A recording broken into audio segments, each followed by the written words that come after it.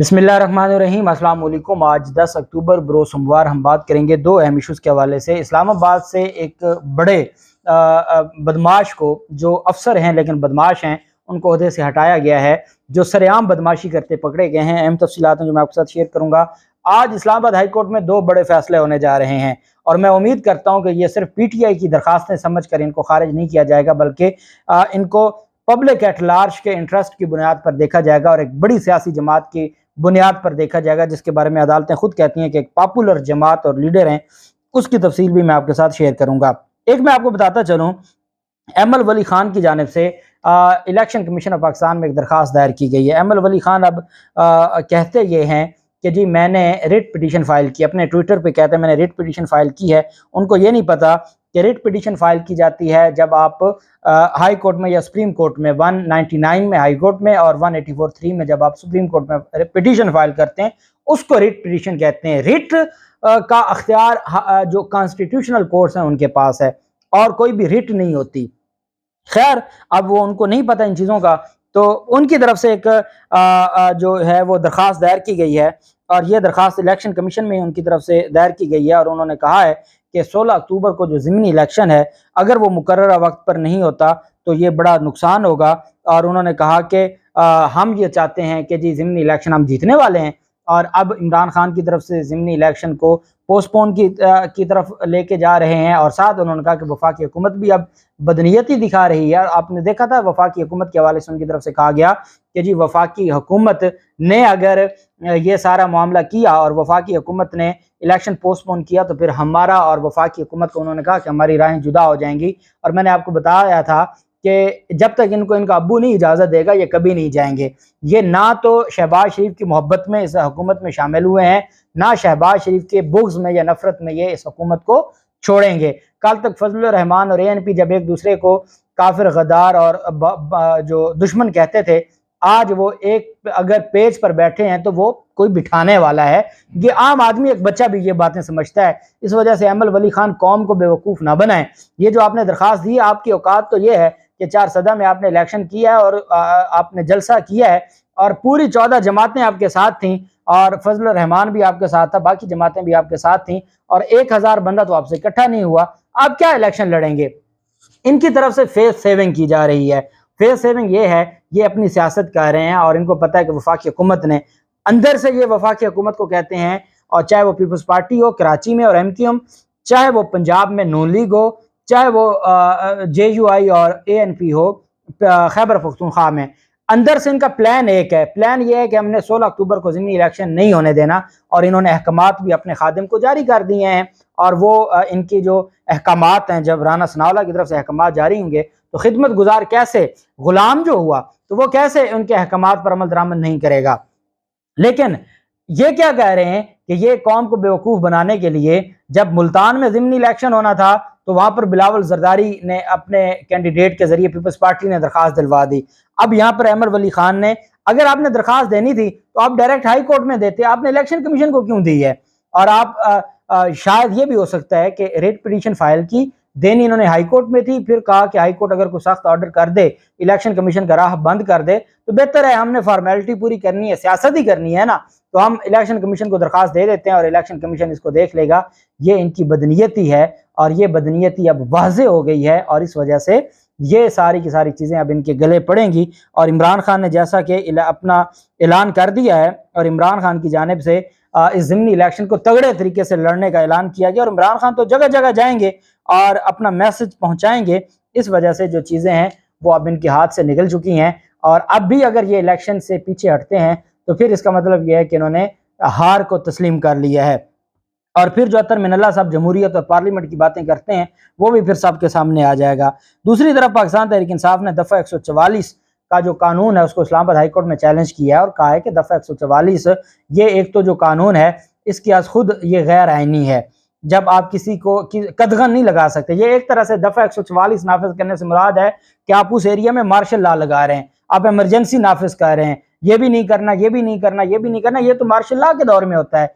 फिर बहुत इमरजेंसी हो, जैसे आज मिलाद पाक, कल मिलाद पाक का दिन था, चलें सिक्योरिटी के लिए आपने एक दिन के लिए कुछ पाबंदियां लगा दी हैं, محرم شریف آتا ہے آپ تب کوئی پابندی لگا دیتے ہیں، عید آتی ہے آپ لگا دیتے ہیں، کوئی ایونٹ آتا ہے، لیکن یہ تو نہیں کہ آپ نے ایک دفعہ 144 لگایا، جب تک یہ امپورٹڈ مسلط ہمارے اوپر بیٹھے رہیں گے تب تک ہی آپ نے دفعہ 144 سے ان کو چلانا ہے، تو پھر تو اس کا مطلب ہے ملک میں آئین تو نہ ہوا، پھر آئین تو آپ نے سسپینڈ کر کے رکھ دیا ہے۔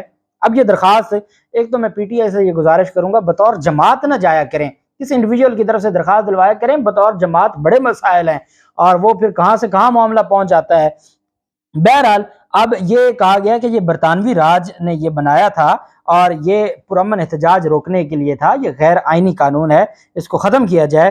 اور پہلے اسی طرح کی درخواست جو سیکشن 124A کے حوالے سے تھا بغاوت کے، اس کو اطہر من اللہ صاحب خارج کر چکے ہیں۔ اب اطہر من اللہ صاحب کی عدالت میں یہ کیس فکس ہو گیا، 10 اکتوبر کو آج سماعت ہونے جا رہی ہے، اور مجھے امید ہے کہ 144 کے حوالے سے کم از کم اس کو سسپینڈ، جو ڈی سی اسلام آباد کا نوٹس ہے اس کو سسپینڈ کر کے نوٹس تو جاری کریں کہ یہ جو آپ نے 144 نافذ کیا یہ کیوں کیا ہوا ہے، کوئی ضرورت ہے؟ اور اطہر من اللہ صاحب جو جمہوریت کی باتیں کرتے ہیں، جو آئین کی باتیں کرتے ہیں، جو پارلیمنٹ کی باتیں کرتے ہیں، کیا دنیا کے کسی جمہوری ملک میں یہ دفعہ 144 اس طرح نافذ ہوتا ہے کہ آپ 6 مہینے کے لیے پرماننٹ ہی لگا دیں؟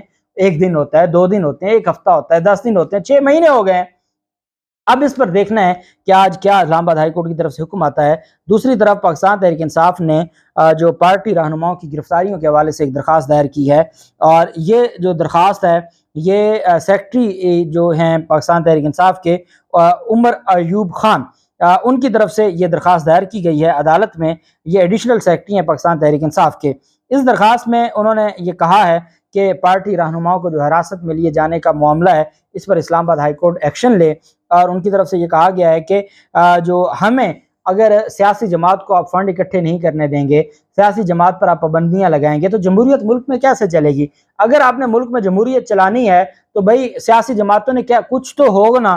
سیاسی جماعتیں اگر اپنا فنڈ بھی نہیں اکٹھا کر سکتی، نہ ریاست نے ان کو پیسے دینے ہیں، نہ باہر سے کہیں سے پیسے لینے ہیں، تو پھر کیا کرنا ہے؟ پھر وہ کیا سیاسی جماعتیں پھر جلسے کرنا چھوڑ دیں؟ اپنے جو پبلک جو ان کے آفس ہولڈرز ہیں کیا ان کو تنخواہیں دینا چھوڑ دیں؟ کرے کیا؟ پھر سیاسی جماعت جائے کہاں اگر وہ اپنے کارکنان سے ملک میں اور بیرون ملک اگر فنڈ ہی نہیں اکٹھا کر سکتے اور اس کے اوپر بھی ایف آئی اے نے بندے اٹھا لینے ہیں، تو پھر تو اس کا مطلب ہے کہ ہم کوئی کام نہ کریں۔ ان کی طرف سے یہ کہا گیا کہ قانون نافذ کرنے والے جو ادارے ہیں وہ پاکستان تحریک انصاف کو سیاسی انتقام کا نشانہ بنا رہے ہیں۔ انہوں نے کہا کہ جو سمندر پار پاکستانی ہیں ان سے چندہ اکٹھا کرنے کے لیے نامنظور.com ہم نے ایک ویب سائٹ قائم کی تھی، اور یہ جب ہمیں حکومت سے ہٹایا گیا تھا تو ہم نے اپنی جماعت کو سیاسی طور پر مضبوط کرنے کے لیے نامنظور.com کے نام سے ایک ویب سائٹ قائم کی تھی۔ عطیہ دہندہ ویب سائٹ پر جا کر عطیات کی ادائیگی کے لیے اپنی تفصیلات فراہم کر سکتا تھا، جہاں ادائیگی کے لیے بینک اکاؤنٹ یا پے پال استعمال کیا جا سکتا ہے۔ درخواست میں کہا گیا کہ الیکشن ایکٹ 2017 کی تعمیل کے لیے ان عطیات کی تفصیلات الیکشن کمیشن پاکستان کے ساتھ شیئر کی جا رہی ہیں جو ہمیں پیسے آ رہے ہیں۔ درخواست میں کہا کہ موجودہ مخلوط حکومت سیاسی میدان میں پی ٹی آئی کا مقابلہ کرنے سے قاصر ہے، اور جو موجودہ ہماری حکومت ہے وہ یہ جو موجودہ امپورٹڈ حکومت ہے اس کو یہ لگتا ہے کہ وہ قوم کو بیوقوف بنا لیں گے، لیکن یہ قوم کو بیوقوف نہیں بنا سکتے۔ اب اصل چیز یہ ہے، انہوں نے کہا کہ عوام نے برطانیہ سے، امریکہ سے اور یورپ میں مقیم پاکستانی جو ہیں انہوں نے یہ ہمیں عطیات دیے ہیں، اور یہ پاکستان تحریک انصاف کو سیاسی بنیادوں پر دیے جاتے ہیں۔ انہوں نے کہا کہ حکومت پارٹی کو مالی لحاظ سے کمزور کرنا چاہتی ہے۔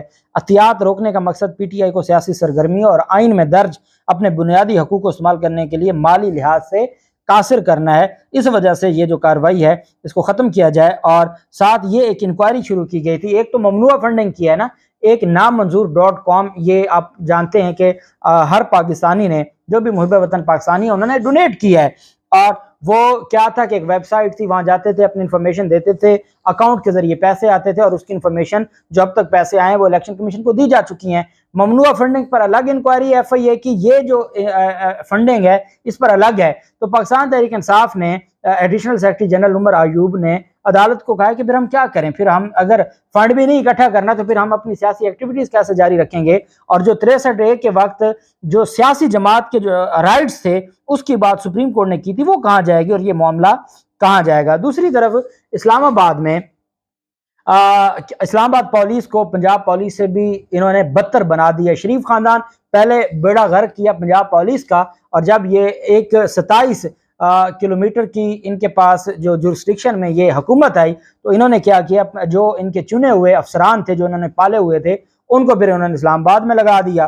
اس میں ایک ایس ایچ او تھا اور وہ دیکھنے سے ہی لگتا تھا جیسے ہم پرانی موویز میں دیکھتے ہیں کہ جو شکل سے ہی پولیس آفیسر کم اور جو مافیا زیادہ لگتا ہو اس ٹائپ کا تھا.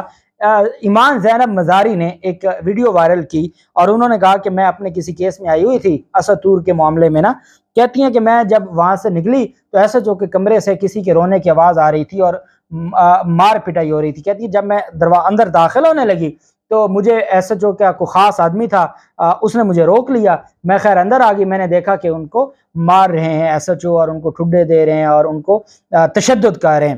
اس کے بعد اس کو وہاں سے لے گئے اور پھر وہ ویڈیو بھی آپ جانتے ہیں کہ ایس ایچ او کی بنائی. اس بنیاد پر اب اسلام آباد پولیس نے یہ کہا ہے، کیونکہ سوشل میڈیا کے اوپر بہت زیادہ بات ہوئی، پھر ایمان مزاری آپ جانتے ہیں اگر وہ اطہر من اللہ صاحب کے پاس چلی گئی تو پھر تو اور معاملہ ہوگا. اسلام آباد پولیس کے پاس کوئی آپشن نہیں تھی. تھانہ کراچی کمپنی میں شہری پر جو تشدد واقعے کی منصفانہ انکوائری کے حوالے سے وفاقی وزیر داخلہ کی ہدایت پر ایس ایچ او کو معطل کر دیا گیا ہے. کیوں معطل کیا گیا؟ ان کو پتا تھا کہ اسلام آباد ہائی کورٹ نے اس معاملے پر ایکشن لے لینا ہے چونکہ ایمان مزاری انوالو تھیں اور وہ ویڈیو وائرل کر رہی تھی اور بڑا اچھا کام کیا انہوں نے. تو انہوں نے کیا کیا، اور آپ جانتے ہیں کہ ایمان مزاری کی اپنی درخواست جو فوج نے جو مقدمہ درج کروایا تھا وہ خارج کر دی گئی تھی، اس کو کویش کر دیا گیا تھا. شہباز گل کو یہ نہیں ملا تھا. تھانہ کراچی کمپنی میں انہوں نے کہا جی کہ ہم نے معطل کر دیا ہے، قصوروار ثابت ہوگا تو پھر ہم اس کے بعد کارروائی کریں گے. آپ نے معطل کر دیا، بہت اچھی بات ہے. اور انکوائری کس نے کرنی ہے؟ آپ نہیں کرنی ہے. آپ نے ہی ان کو اتنی جرت دی ہے کہ وہ تھانوں میں بیٹھ کر غیر قانونی کام کرے، تو آپ نے کون سی انکوائری کرنی ہے؟ میں اطہر من اللہ صاحب سے یہ گزارش کروں گا کہ یہ کسی اور نے نہیں، ایمان مزاری صاحبہ نے اس کو کیا ہے، تو برائے مہربانی اس کے اوپر ایک جوڈیشل کمیشن قائم کیا جائے اور یہ جو پولیس جو آپ خود کہتے ہیں پولیس بدماش بن چکی ہے، اس بدماشی کو ختم ہونا چاہیے اور ایسے لوگوں کو برطرف کر کے سزا دینی چاہیے. اللہ پاک پاکستان کا حامی و ناصر ہو. بہت شکریہ. اللہ حافظ. پاکستان زندہ باد.